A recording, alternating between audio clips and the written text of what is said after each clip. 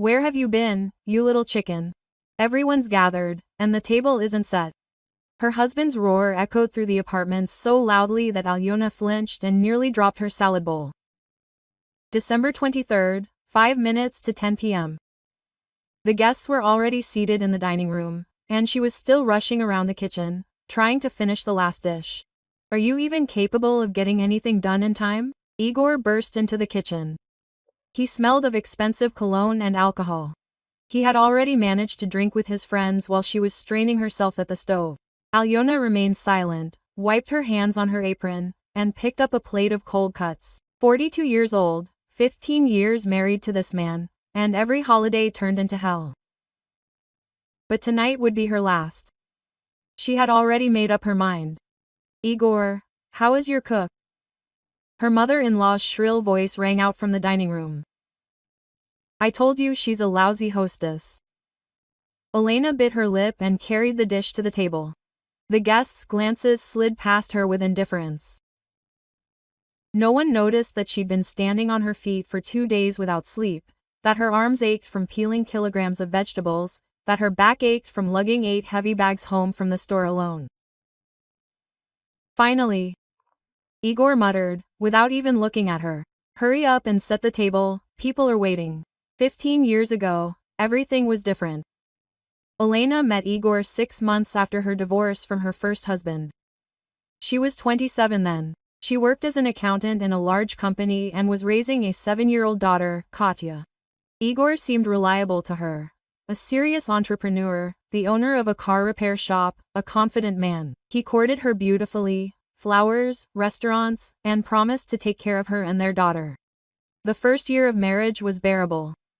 Then the warning signs started. At first, there were minor quibbles. The soup was too salty, the shirt was poorly ironed, the apartment wasn't clean enough. Elena tried to be better, thinking it was she who was doing something wrong.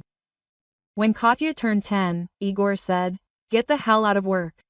Why do you need this nonsense? I earn enough. Your place is at home, at the stove." Quote. Elena resisted. She liked her job, she liked her financial independence. But Igor Davel methodically created scandals, accusing her of being a bad mother and wife, that her career was more important to her than her family. His mother called every day and lamented that her daughter-in-law was disgracing the family by working when her husband could provide for her. Elena gave in, quit, and then the real thing began.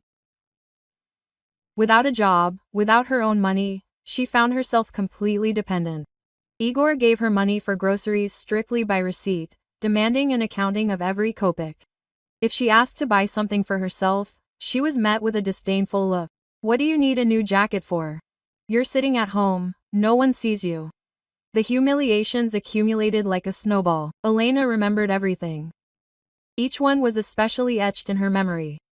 Birthday. 5 years ago, 37 years old. Igor came in the evening with a package. Here's a gift, he tossed it carelessly. Elena opened the package and was stunned. Inside was an ordinary mop from a hardware store. This is a joke. Her voice trembled. What joke? A normal gift. Now you'll be better at washing the floors. Igor turned on the TV and collapsed on the couch. What, were you expecting diamonds? You haven't earned it yet. She burst into tears in the kitchen while he watched football and yelled at the referee. And a week later, when his friends came over, he called her in front of everyone. Meet my laying hen. Only she doesn't lay eggs, but she keeps the house tidy. Everyone laughed. Elena stood with a tray of tea and felt something die inside. The nickname stuck. Chicken, cook, cleaner. Igor never called her by her first name in front of strangers again. And the worst thing is, she began to get used to it. She stopped objecting, she couldn't cry, she just endured it in silence. 3 years ago, he forgot about their wedding anniversary. Alyona spent the whole day preparing a celebratory dinner, bought him an expensive gift with the crumbs she could put aside. She waited. Igor showed up at 11 p.m., drunk.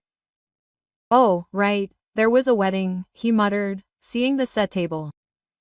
I forgot. Oh well, we'll celebrate next year. Quote. He forgot the next year, too. And the year before that, his mother-in-law added fuel to the fire. Nadezhda Petrovna, 68, a former teacher, used to raising everyone, considered her daughter-in-law unworthy of her son. Igor, do you remember Svetka Komarova? She said it in front of Elena. This is who you should have married. A beauty, a smart girl, now lives in Moscow, opened her own business. And what's this? No skin, no mug. Igor was silent, never stood up for her. And that was the most painful thing. 4 years ago, Elena found her favorite green dress, in which she looked especially good, torn in the trash. Who did this? She asked, holding up shreds of fabric. I answered calmly. This dress is not suitable for such a cow. You just look ridiculous. Better to do sports, tighten your stomach.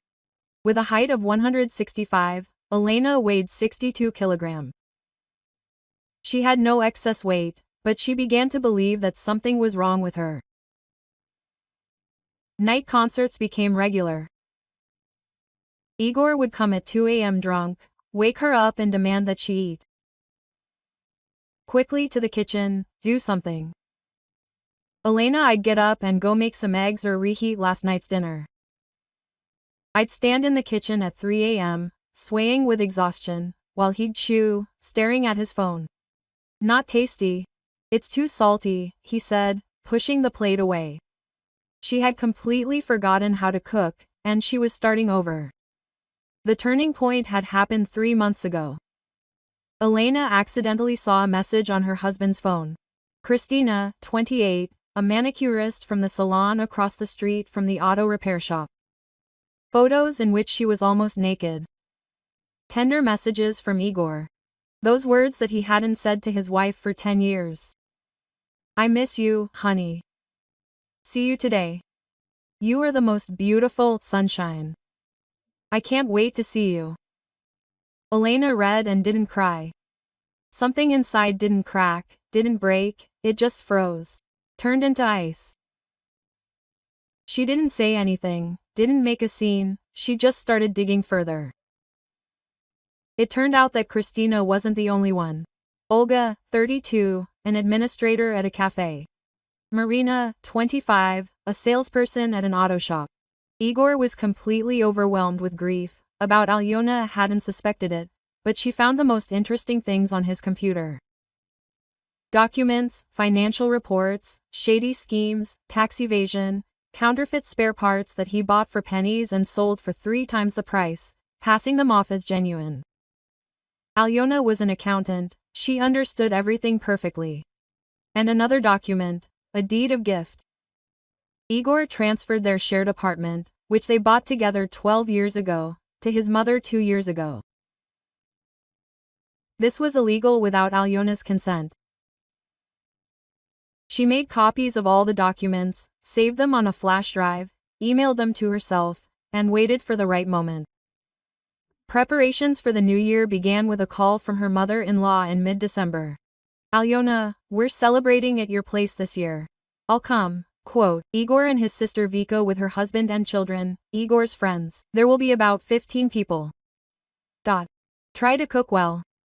Last year, the Olivier salad was kind of dry. Okay, Alyona replied. And set a rich table. Nekinin, Igor will give me money. I want red fish, caviar, crabs, so that everything is top-notch. Good. And dress decently. Last time you were wearing some kind of rag. It's awkward in front of people. Elena hung up and smiled. For the last time.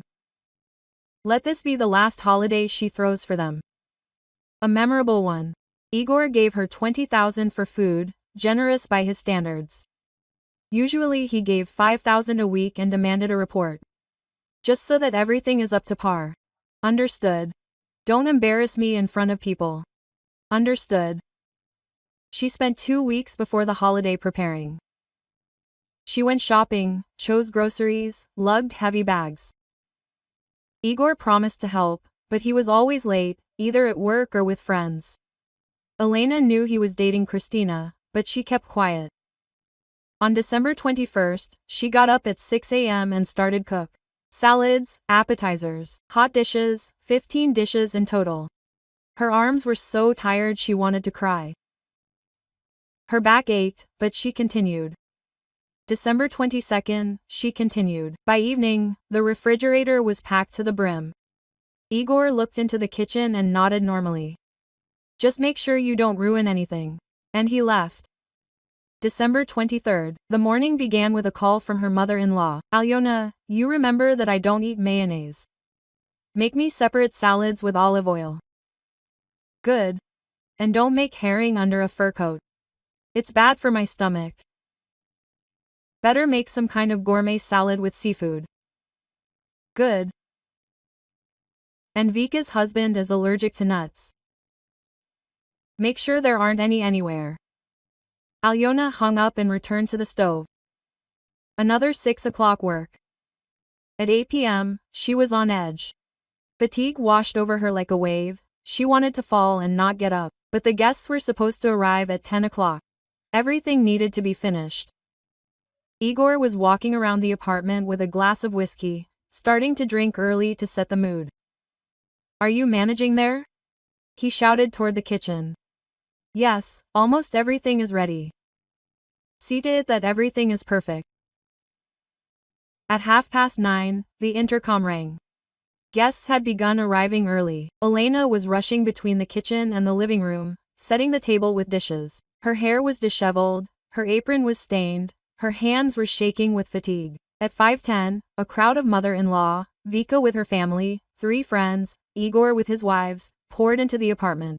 Elena was just bringing the last salad. Where the hell are you, chicken? Everyone's here, and the table isn't set. Quote. Igor barked so loudly that several dosti shuddered. Elena placed the salad bowl on the table and straightened up. She looked her husband in the eyes calmly, without fear. Everything is ready. Sit down. Are you even capable of doing anything on time? Quote. Igor continued yelling, clearly wanting to show his friends who was boss. Igor, calm down, her mother-in-law intervened. Although I told you she's a lousy housewife. He should have married Svetka. Quote.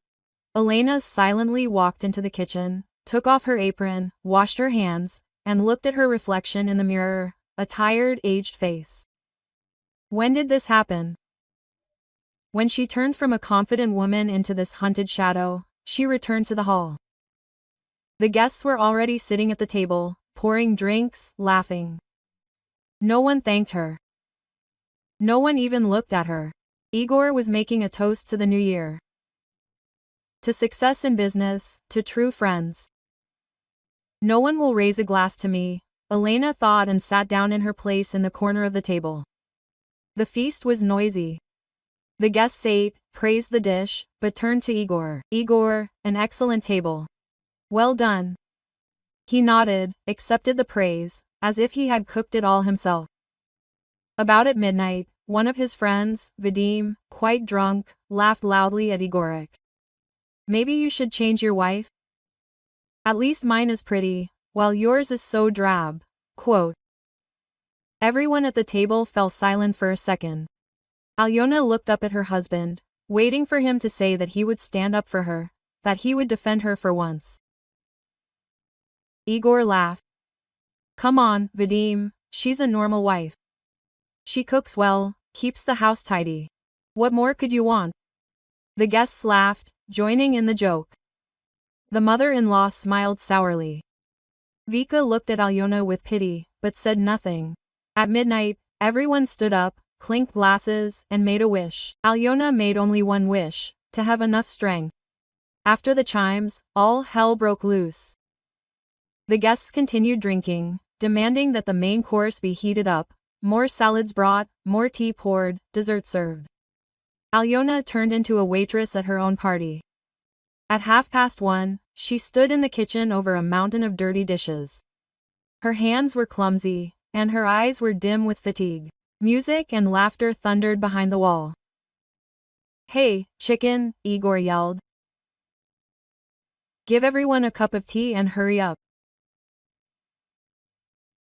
Alyona put the kettle on, took out the cups, arranged them on the tray, automatically, like a robot, and suddenly understood everything. Not another day. Enough. At 3 a.m., the guests began to leave. Alyona's mother-in-law left. The salads were a bit dry. Next time, add more mayonnaise. Okay, Alyona replied. There won't be a next time, she thought. Igor collapsed on the bed drunk and a minute later began snoring. Alyona returned to the kitchen, sat at the table, staring into space. Silence. Silence at last. She took out her phone and dialed her daughter's number. Mom. Katya's sleepy voice. Why are you so late? Katyusha, can I come over? Alyona's voice was shaking. A complete pause. Then Mom. Of course. I've been waiting so long for you to say this. Come right now. No, not now. I need to do something. But soon. Very soon. What are you planning? Alyona looked at her sleeping husband in the next room. She remembered the flash drive with documents hidden in a box of cereals. Justice, daughter. I've planned justice. The morning of January 1st, Igor started with a roar. Alyona, where's my hangover? My head is splitting. It was 2 o'clock in the afternoon. Alyona was sitting in the kitchen with a cup of coffee, already fully dressed and collected. She had slept only 3 hours, but she felt surprisingly cheerful. The decision gave her strength. Alyona, are you deaf? She got up, took some pickle juice out of the fridge, poured it into a glass, and brought it to her husband along with a headache pill.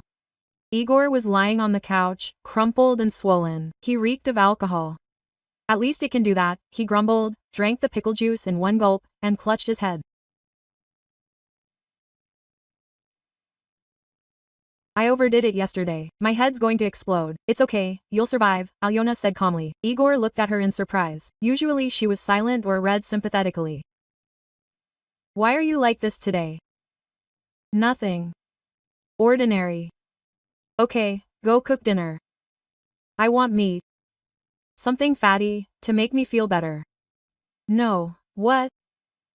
No, I'm not going to cook. Order delivery. Igor sat down, looking at his wife incredulously. Are you offended because of yesterday? Offended again, you chicken. No, Igor, I'm not offended. I just have things to do. She turned around and she went into the bedroom. She took her bag out of the closet and started packing. Just a few essentials. She'd pick up the rest later. Igor appeared in the doorway about 10 minutes later, when it dawned on her that something strange was going on. What are you doing? Going where? To my daughter's. I'll wait for a couple of days. Should I ask? A metallic note entered his voice. Quote, I gave you permission. Alyona stopped and looked at him with a long, appraising gaze.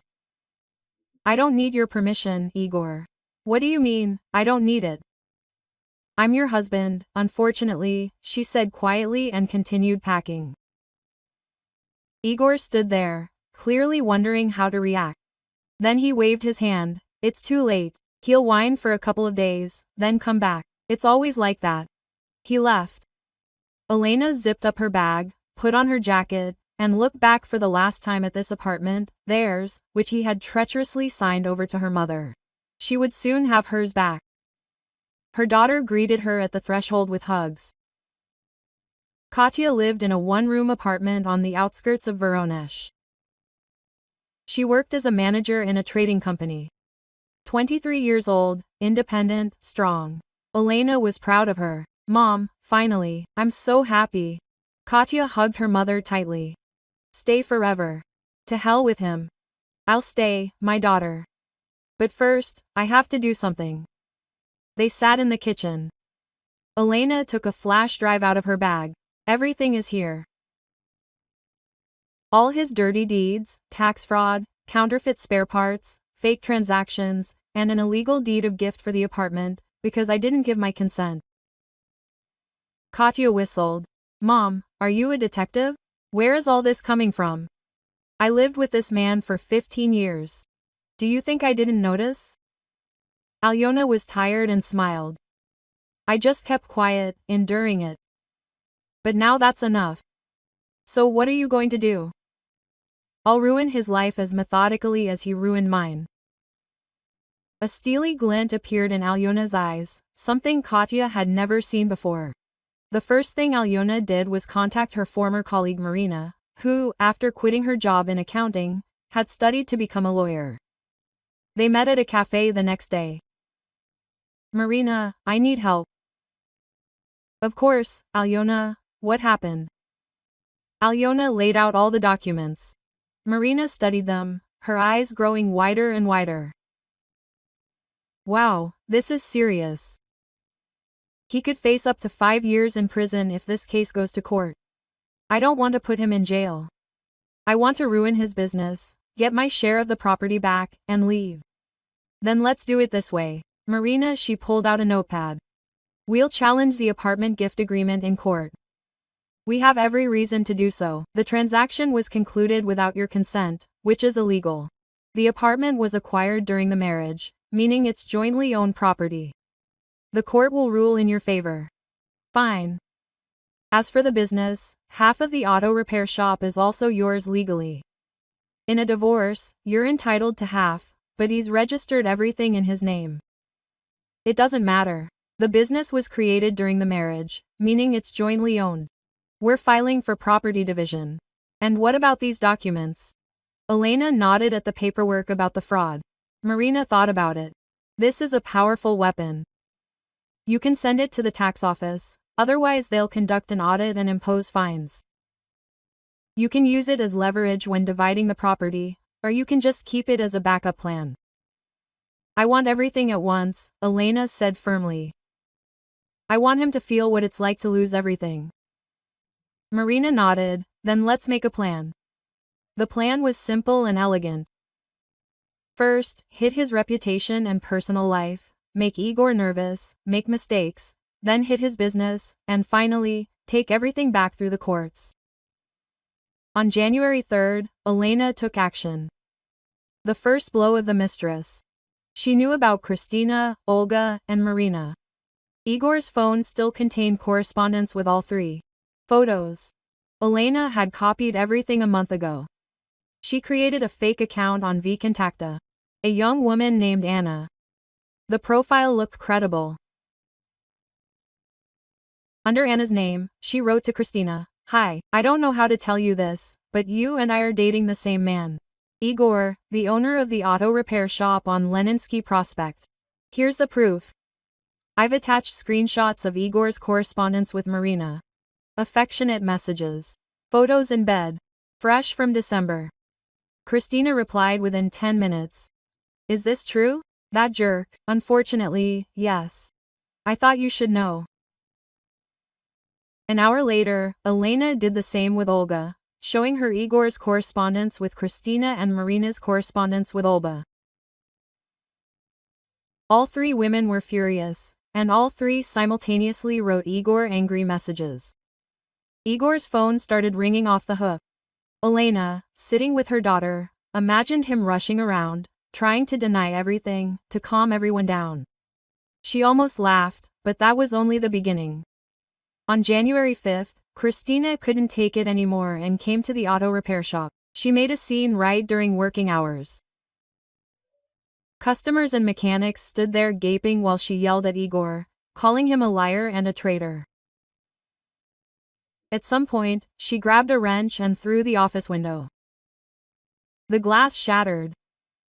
Several people filmed the video on their phones. By evening, it was circulating in local vKontakte public groups. The owner of a car repair shop on Leninsky Prospect had cheated on 3 women at once, and one had caused a disturbance. The comments were mixed. Some laughed, others condemned Igor. The reputation of a serious entrepreneur was in tatters. Igor called Alyona about 10 times that day. She didn't answer. January 6th, the second blow. Alyona, still under a fake account, wrote a detailed post in Voronezh's largest public group, Voronezh is Us. 300,000 subscribers. Attention! Master Auto Car Repair Shop on Leninsky Prospect is deceiving customers. Owner Igor Sokolov uses counterfeit parts, passing them off as genuine and inflating prices by 2 or 3 times. I have proof. Documents showing the purchase of cheap parts from China and then cheating customers with inflated prices. Be careful, don't be fooled by low prices when you call. They'll charge you completely different amounts later. Spread the word, let everyone know. She attached scans of actual documents from Igor's archive to the post. They all showed the purchase of parts for 500 rubles and sales to customers for 5,000, just like the original. The post exploded. In the first 2 hours, there were 300 reposts and thousands of comments.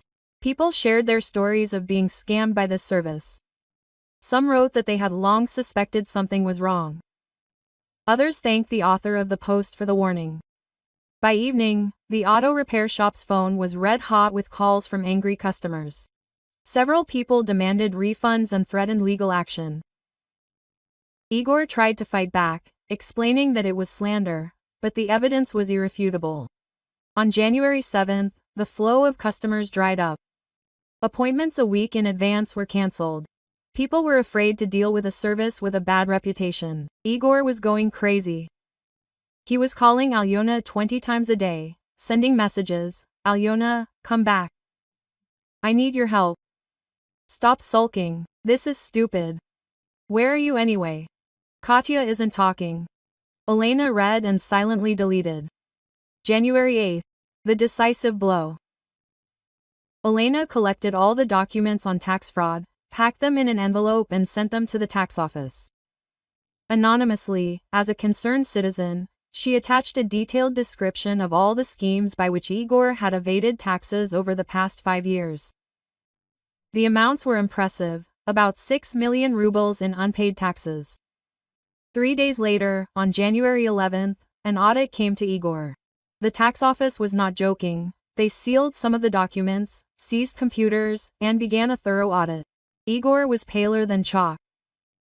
And on January 9th, Elena took another step, officially filed for divorce, came to the Legislative Assembly, wrote a statement. In the reason column, she indicated irreconcilable differences and systematic humiliation. At the same time, Marina filed a lawsuit in court for the division of property and challenging a contract for the gift of an apartment. The courier handed Igor a summons for January 10th. He called Alyona right away. "Are you crazy? Divorce. Because of what?" Alyona answered the phone for the first time in a week. "Because of 15 years of humiliation." "Igor, what humiliation?" "I provided for you. You called me a chicken. It was a joke. You gave me a mop for my birthday." "Well, I was just joking then. You cheated on me with 3 women at the same time." Pause. "Where are you from?" Igor's voice grew quieter. "I knew everything, Igor. Everything. I'm not stupid. Even though you thought so."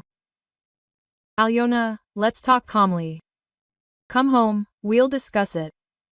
"No, we'll talk in court." She hung up. Her hands were shaking not from fear, but from overwhelming emotions, freedom, relief, even joy. The next 2 weeks were eventful. The tax office completed the audit and fined Igor 3 million rubles. For tax evasion, plus a demand to pay off the entire debt, the total was about 9 million. The auto repair shop was operating at half capacity, with almost no customers. Revenue had fallen 5-fold. Igor tried to save the business, placing ads and lowering prices, but his reputation was ruined.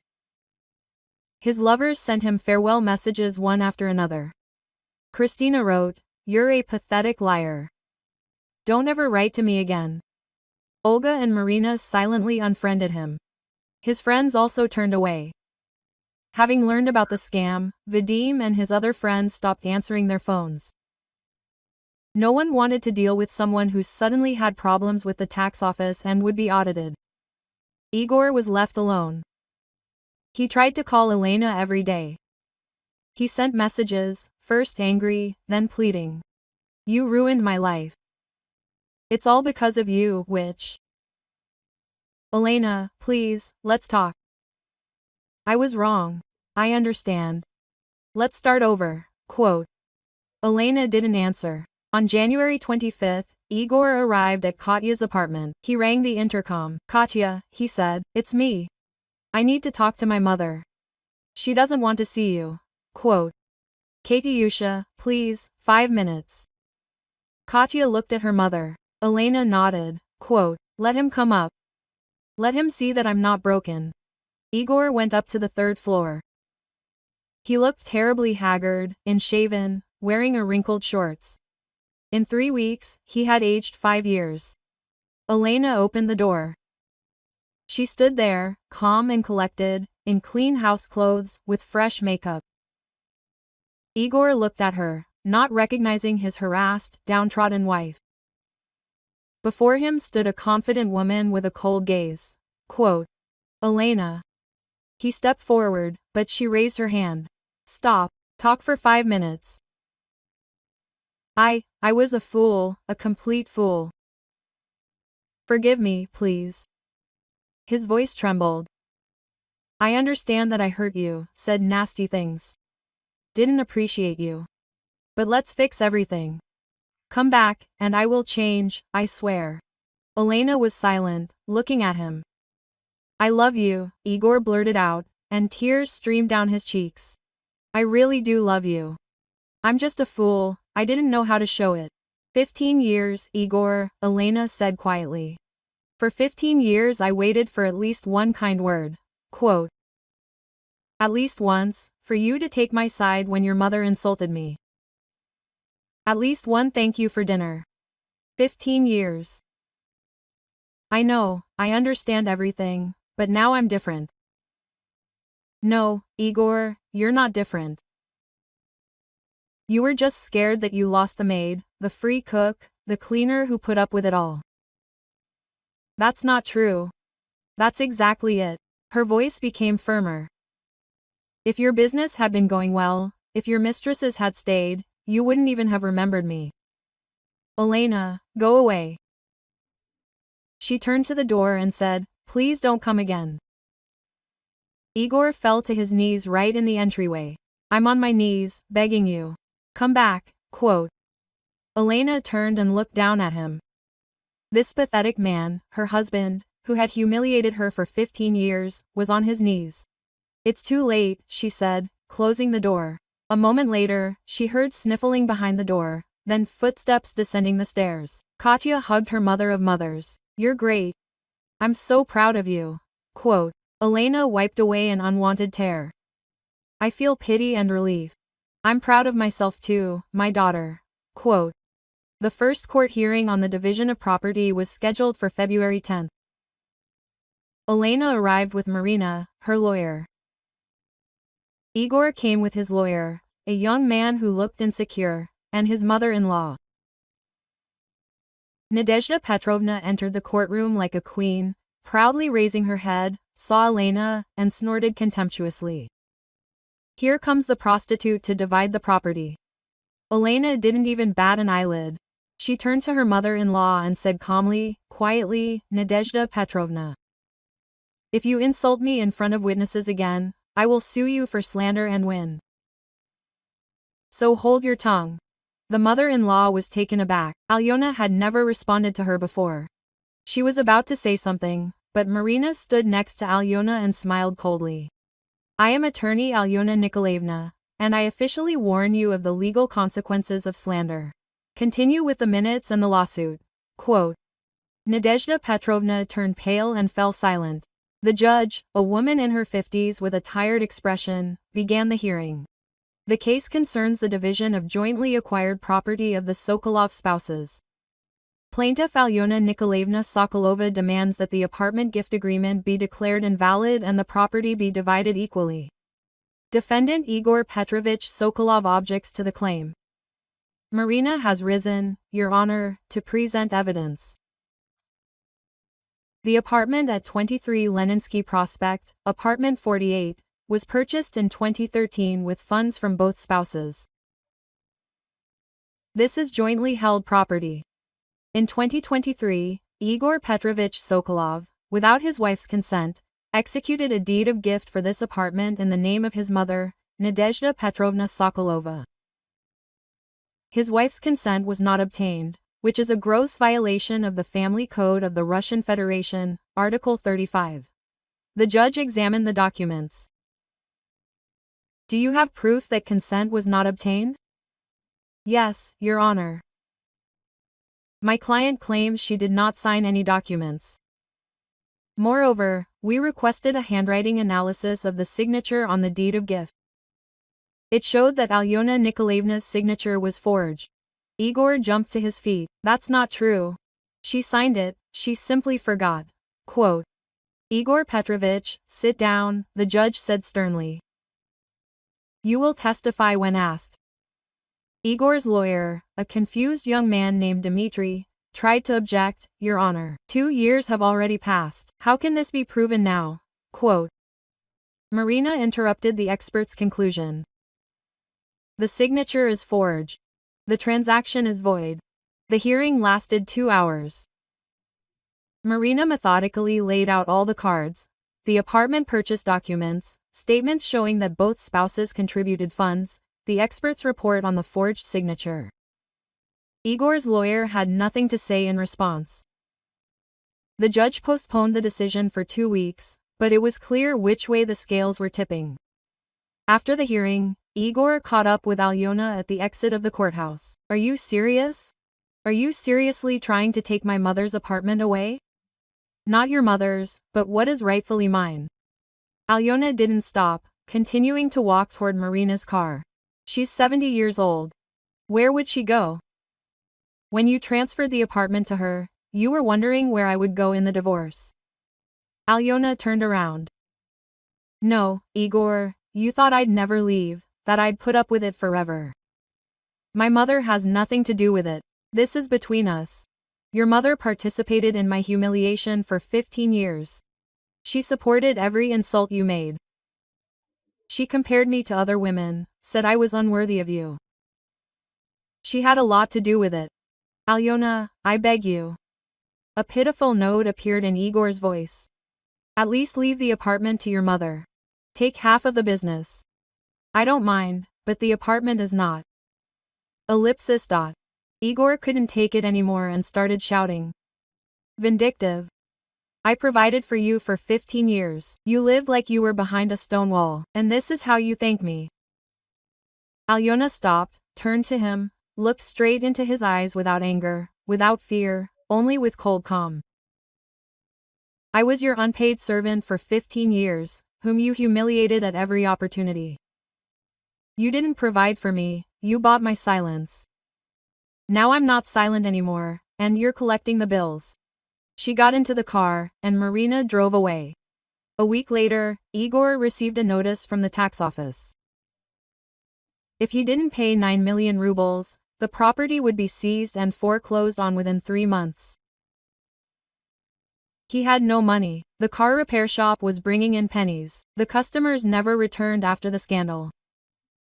He tried to get a loan, but banks refused because his debt to the state was too high. The friends he turned to for help shrugged their shoulders. Igor, I'm sorry, but things aren't going well for him. Igor, you see, now's not the right time. Igor, you should have dealt with the tax office yourself first, and then. Only his mother remained on his side, but even she did more wailing than helping. Igor, how could this happen? You lost everything because of that idiot. You should have listened to me and married Svetka. On February 24th, a court decision was made on the apartment. The transaction was declared invalid. The apartment is returned to the status of jointly owned property of the Sokolov spouses. In the event of a divorce, it is subject to division in half or monetary compensation from one of the parties. The mother-in-law had to vacate the apartment within a month. Nadezhda Petrovna sobbed into the phone, calling my son, they're throwing me out on the street. At 70 years old, because of this creature. Mom, be patient, we'll think of something. But there was nothing to think of. The next hearing, the business division hearing, was scheduled for mid-March. By then, Igor's financial situation had become critical. He owed 2 mechanics' wages and owed rent for the premises, including electricity. At the hearing, Marina demanded 50% of the business or monetary compensation in the amount of 4 million rubles, half the estimated value of the auto repair shop. Quote, "I don't have that kind of money," Igor shouted. "The business is failing, there are no clients, that's your problem," Marina said coldly. "The business was created during the marriage, which means it's joint. The law is on our side." Quote. The judge agreed with Alyona's position. Igor was given 2 months to pay compensation or transfer his 50% share. He couldn't pay. Then Alyona, through Marina, proposed an alternative. She would take her share and then sell it to a third party. The third party turned out to be Igor's main competitor in the city, Viktor Semyonov, owner of the Avtoprofi auto repair shop chain.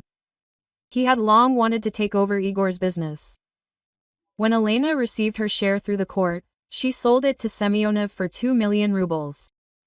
The business would have been worth more at a lower price, but she didn't negotiate. She needed the money now, not the long-term prospects. Semyonov became a co-owner of Igor's auto repair shop, and Igor Petrovich immediately started pressuring him. "Let's be honest. The business is unprofitable, there are tons of tax debts. Sell me your share for 1 million while it's still worth something." Igor resisted for 2 weeks, but the tax authorities wouldn't give him a break. In early April, bailiffs came to his house and began an inventory of his property to pay off the debt. Igor gave in and sold his share in the business to Semyonov for 800,000 rubles, all he agreed to give. 15 years of work turned into poverty. His mother-in-law was forced to sell her other apartment, the one where she lived before receiving the disputed one, to pay off some of her son's debts and rent a one-bedroom apartment on the outskirts. Quote, "You've lost everything, Igor," she screamed at her son. "You've disgraced our family because of that witch? Mom, that's enough. You should have listened to me. I should have kicked her out, not married her." Igor remained silent. He no longer had the strength to even argue with his mother. He got a job as a mechanic at the same auto repair shop that used to be his, now wholly owned by Semyonov. The salary was 50,000 a month, a pittance compared to what he had before. He rented a room in a communal apartment for 15,000. He lived in poverty, giving most of the money to pay off his tax debt. He was given a 5-year installment plan.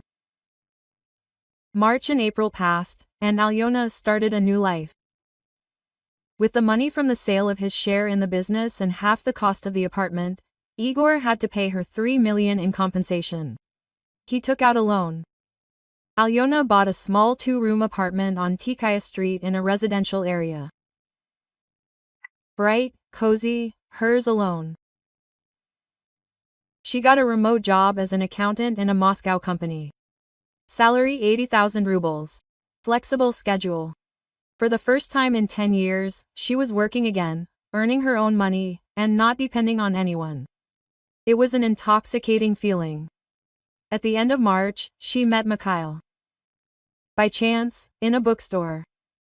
Alyona was standing by the classics shelf, choosing a Turgenev, when a man of about 50, with a pleasant face and attentive eyes, reached for the same shelf. "Excuse me," he said with a smile. "Are you also after fathers and sons?" Alyona smiled back. "Oh, what a wonderful choice. I'm Mikhail, a literature teacher." Quote, "Alyona." They started talking. It turned out Mikhail had recently divorced after 20 years of marriage. He teaches at a school and loves classical literature and theater. Quiet, intelligent, with kind eyes. They exchanged numbers. Then they met at a cafe, then at the theater. Gradually, something new unfolded.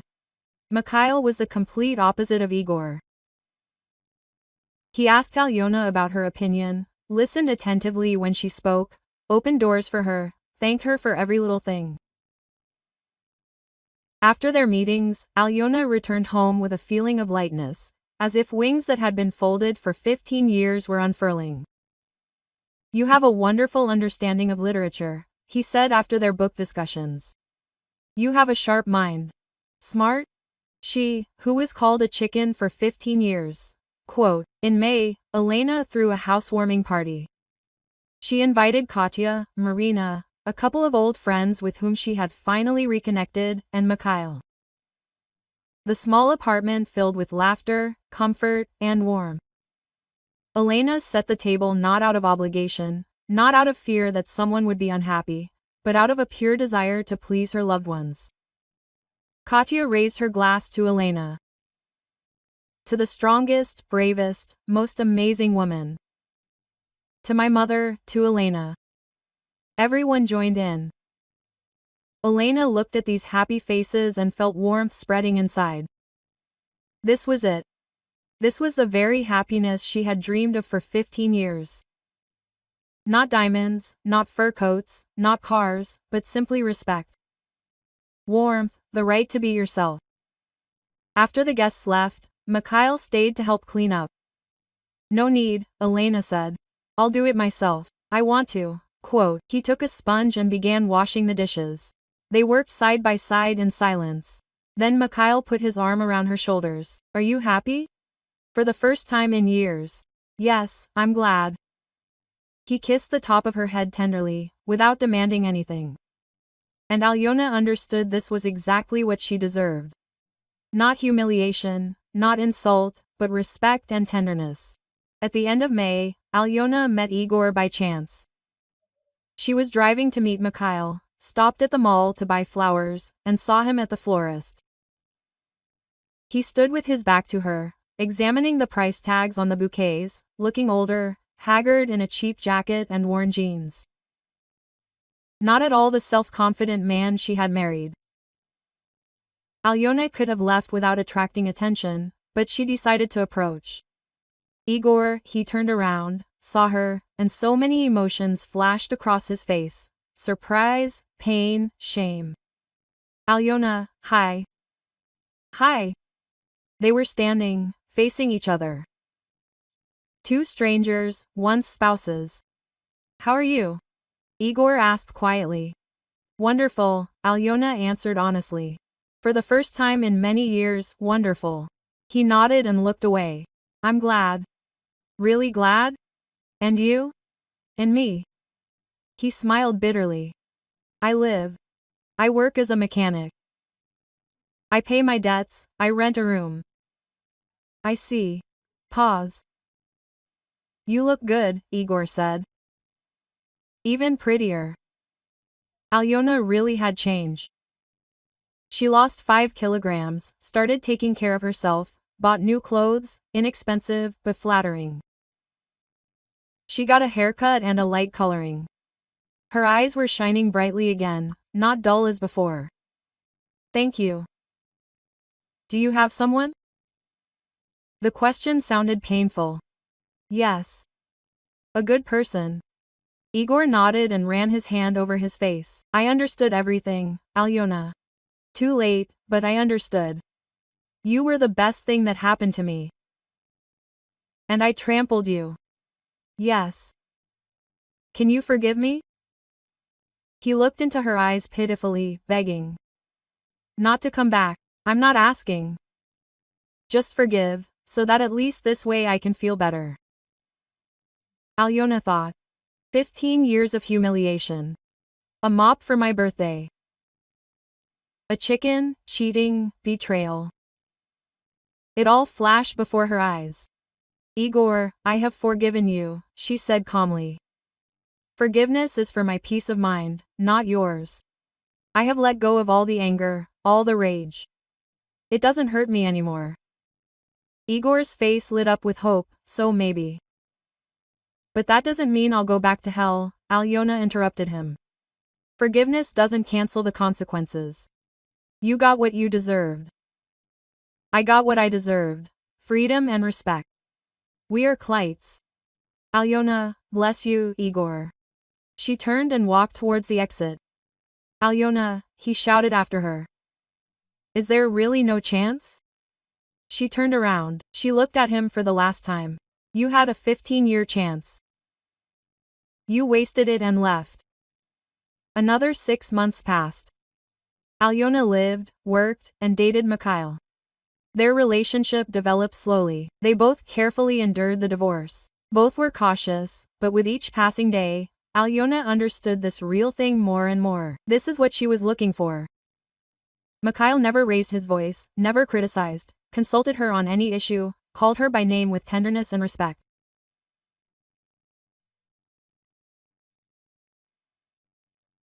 When she cooked dinner, he put his arm around her waist and kissed her on the cheek. "Thank you, sunshine. You are a sorceress." When she expressed her opinion, he listened attentively. "You're right. I didn't think about that." Quote. When they walked, he held her hand tightly but tenderly. It was happiness. Simple, human, real. Katya was delighted with Mikhail man. He is wonderful. Hold on to him with both hands. I hold on, my daughter. Igor no longer called or wrote. He disappeared from her life completely, and rightly so. Alyona learned from mutual friends that his mother had stopped communicating with him, accusing him of losing everything, of still working as a mechanic for pennies, barely making ends meet, of sometimes being seen in cheap bars drinking alone. She didn't feel sorry for him. She'd wasted 15 years. Enough time to feel sorry for this man. December arrived. Winter again. The pre-holiday bustle again. But what other winter was this? Alyona and Mikhail had planned to celebrate the new year together at her apartment, along with Katya and her boyfriend. On December 25th, the four of them prepared the feast. Mikhail chopped vegetables. Katya kneaded the pie dough. Katya's boyfriend set out glasses for her. Alyona supervised the process, smiling, laughing. Joyful. "Mom, are you happy?" Katya asked quietly when they were alone in the kitchen. "Crazily, my daughter. I'm so happy. You deserve it. All of it." Quote. Elena hugged her daughter and held her close. "You know what I realized? Happiness isn't when you have everything. Happiness is when you are respected, when you can be yourself, when you are free." Quote. On December 31st, at midnight, they stood up with glasses. The table was set beautifully, deliciously, but without strain. Elena cooked with pleasure, not out of fear of criticism. "To a new life," Katya said. "To a new life." Everyone joined in. The glasses clinked. Mikhail put his arm around Elena's shoulders and kissed her temple. "Happy New Year, darling." "Happy New Year." Quote. Her phone vibrated in her pocket. Elena took it out and looked at the screen. Igor. She smiled, hung up, and put the phone back. "Who is this?" Mikhail asked. "The past," Elena replied. "Just the past." She raised her glass and looked at the happy faces of her daughter, her boyfriend Mikhail, her cozy apartment, her new life.